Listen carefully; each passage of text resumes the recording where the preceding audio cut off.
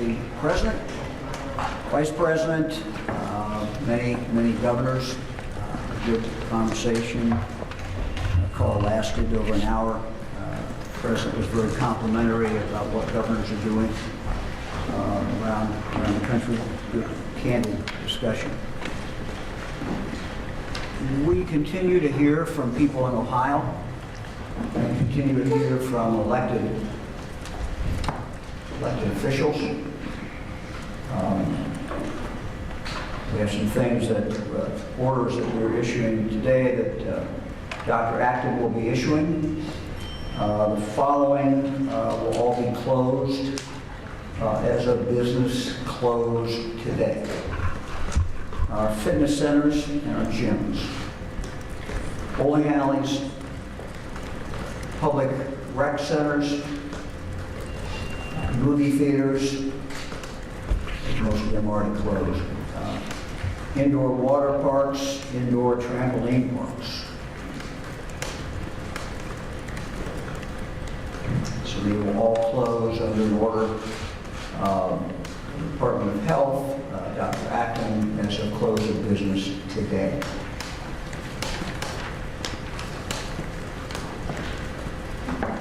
We continue to evolve. Every day we continue to have more facts. We process more information. CDC guidelines have changed in regard to mass congregations, mass meetings. As you saw, they were changed to 50 before they'd been at 100. We will comply with that, or we will, better words, conform. We will conform our order, and so we will modify our order from 100 to 50. Throughout this crisis, we have, as facts as we know them change, we have tried to follow the best science and the best information from the best people that we have. And so that continues. It is clear that tomorrow's in-person voting does not conform and cannot conform with these CDC guidelines. We cannot conduct this election tomorrow, the in-person voting, for 13 hours tomorrow, and conform to these guidelines. We have received calls. The Lieutenant Governor and I have talked to people from throughout Ohio who frankly are very conflicted. Conflicted in whether they vote tomorrow. We continue to stress that people 65 years of age and older should not leave their home unless absolutely necessary. We, again, will say that today. Dr. Acton will talk today about that. So it is people 65 and older,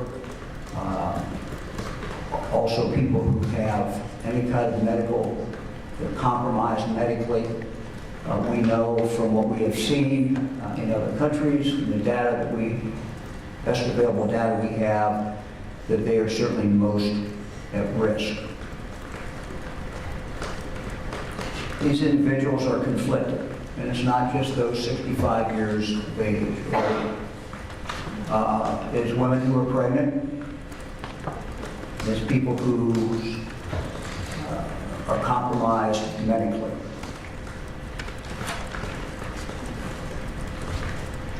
We should not force them to make this choice. A choice between their health and their constitutional rights and their duties as American citizens. Further, we should not be in a situation where the votes of these individuals who are conflicted are suppressed. It is therefore my recommendation, after talking with the Secretary of State, talking with the Attorney General,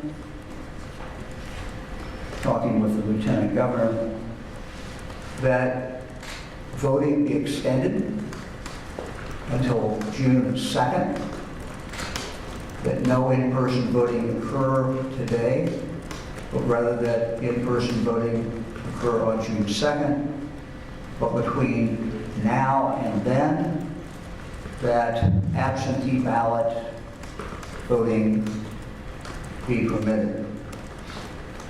This should extend the period of time so that people will not have to choose between their constitutional rights and their health. This was not a decision that was easily made. At least like most of the decisions that we've had to make. But it is, I believe, the right thing to do. I understand, I can say this from my personal experience as a candidate, many times, that win or lose, you're always looking forward to election day. You obviously prefer winning, but you're anxious to get it over with. This extends it, and I fully understand this changes a lot of people's plans. But I think it is the right thing to do. Now, I do not have the power to extend an election, as I am suggesting. My understanding, and I will paraphrase the statute, that this only can occur if we are invaded. I have jokingly, not so jokingly, said to our lawyers, I think we've been invaded. But I think we all know that was not the intent of what the law says. That was not what was envisioned, although this certainly is an invasion. Therefore, there will be a lawsuit filed in Common Pleas Court in Franklin County today by individuals who are in that position or similar position to what I have described. We would hope that suggestion in that filing, and I'll let Frank LaRose talk about this in more detail, but that filing would contain the essence of what I just said. We'd anticipate that a judge would hold a hearing, and we would then move on from there. It is important, and I'm going to turn it over to the Secretary of State, who has done an amazing job, and his workers and boards of election. A message for all those who work in local boards of election. You've done a phenomenal job. We know that this decision is difficult, but I want to just congratulate you for what you have done. A couple of additional comments. We cannot tell people, as we are telling them, and as Dr. Acton will be saying in a few moments, that they really, really need to stay home, and that's in the best interest of their health, that the risk is high, and at the same time, tell them to go vote. We also say that we have, Frank tells me, what, Frank, 35,000 poll workers, something in that vicinity. These are people who are going to be there 13 hours or more. These are people who are going to be in contact with a lot of people that day, tomorrow. Many of these poll workers are older. And again, when we think about putting them together with so many people, it is frankly not fair to them, even though many of them have said, yes, we'll continue to do this. And some of them have done it for many, many years. We do not know whether, coming through the line, who's been infected.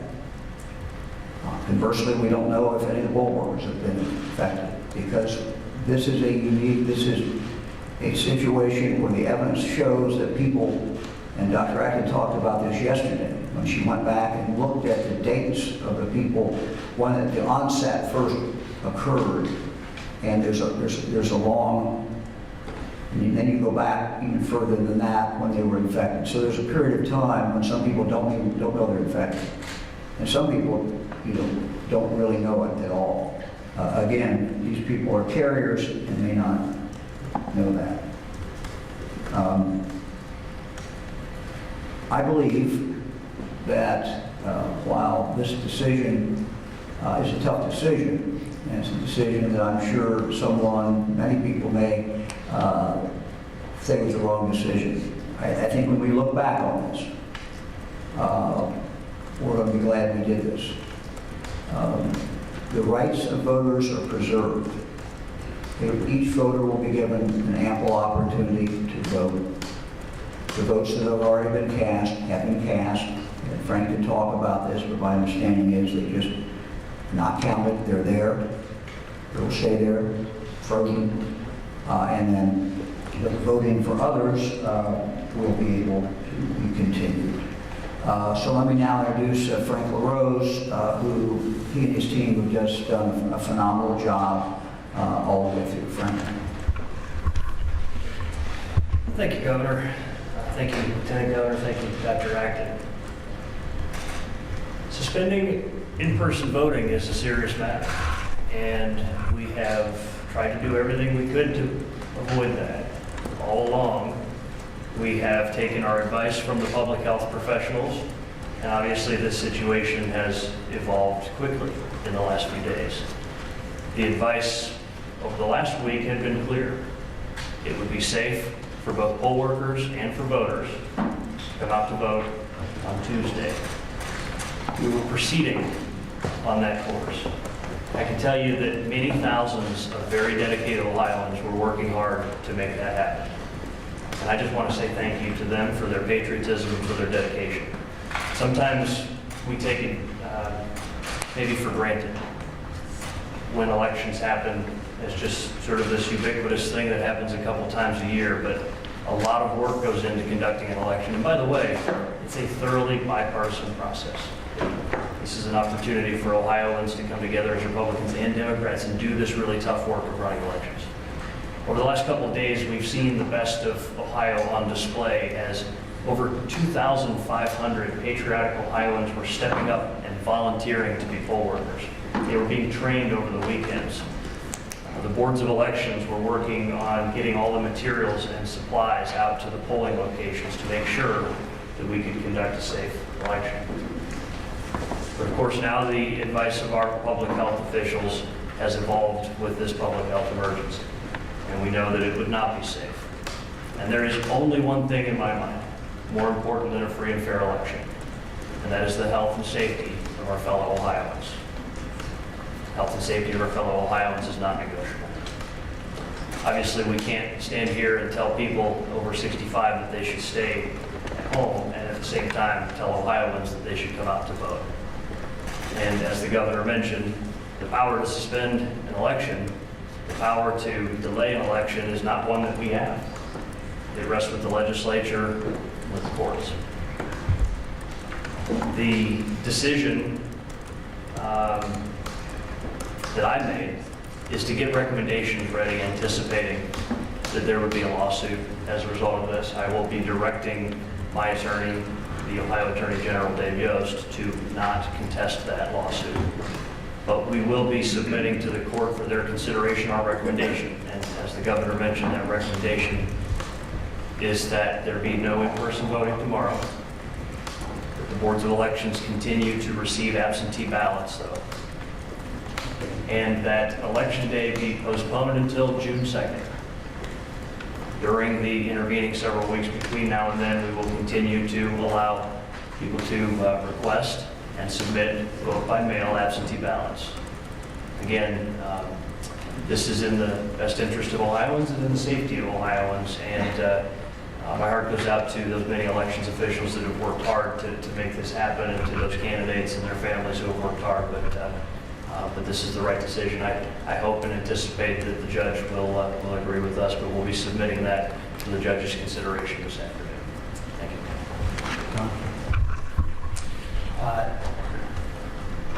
Thank you, Frank. I do want to thank Secretary LaRose and all of the elections officials who have been working to prepare for this. As the Governor mentioned, very difficult decision for him to make, for the Secretary to make. But we did receive a number of calls with people in their personal real stories from poll workers and the like who said, look, we'll go see this through tomorrow if you really want us to do this, but we're really scared. We're really scared for our health. We're really scared about what this means. Talk to people who had voted every election in their lives and we're going to skip tomorrow out of their health concerns. These are the very real choices that people were going to have to make. And ultimately, it is not fair to force them to have to pick their health or their constitutional rights. And by extending the voting period, everybody will have a chance to vote by mail so that they don't have to come in contact with another person, consistent with what Dr. Acton and the health officials are urging everyone to do. This window of voting by mail, if the court grants it, will be open for everyone. And that really achieves the goal of making sure that everybody can exercise their constitutional right safely. It's also worth noting that earlier today, we spoke with the two state party chairs, David Pepper and Jane Timken, who were consulted and supported the decision. And so wanted to let everybody know that, look, as a former Secretary of State, I know the burden that this creates for the Secretary, but I also know that the Governor has used science and the best medical advice to make decisions, and when that advice changes, he quickly adapts and tries to keep the people of Ohio safe, and that's the motivation for the decision here. Let me just add one additional thing, and I'm going to ask Dr. Acton to speak a little bit about the situation today and our advice. Look, some people will say, well, gee, they could have voted. They had all the time to vote. They could have voted absentee. And that's true, but I think we all know people who, they vote on election day, so what they do. And the facts continue to change. And not only do the facts continue to change, quite bluntly, the public's understanding of the facts continue to change. And so what may have looked a week ago like the right decision, I'm going to wait, I'm going to vote on election day, I always do, someone might say. The reality and what people are hearing today and what the messages are today, what's in the national news or here, is be careful. You know, be very, very, very careful if you're 65 and older, if you have compromised health. And so again, as that is sinking in, people now have this, are very, very conflicted. And we know they're conflicted because we're hearing from them. So I want to ask Dr. Acton to talk a little bit about, because the message from today is again, it's not just about this election. What I want people to hear when they watch this tonight and watching now is the importance of those individuals who are 65 and older and the risks that they take when they leave. And I would say to their neighbors and friends, you have someone in that age or that medical condition, help them out. Volunteer to get their groceries for them. Volunteer to help them in any way that you can.